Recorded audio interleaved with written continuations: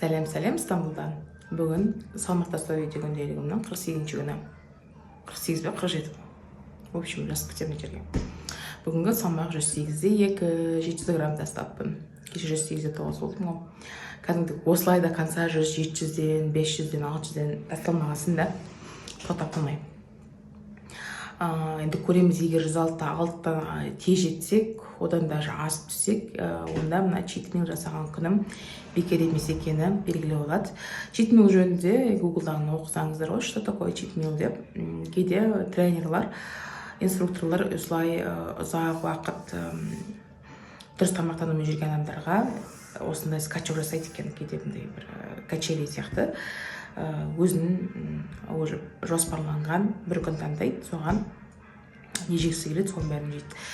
Сол жөнінде оқыңыз, пайдасы болады екен. Тоже вес түспей тұрған адамдарға резком түсу үшін ансанда бір күн жасайды екен, бірақ менікі 2 күн болып кетті читмил.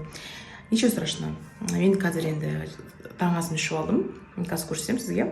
Мына менің шайым.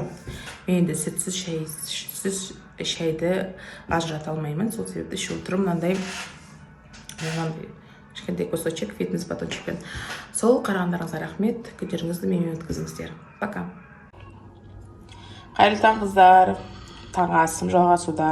Бұрынғыша өзгеріссіз. 2 жұмыртқа, көкөністер, зейтін, сыр.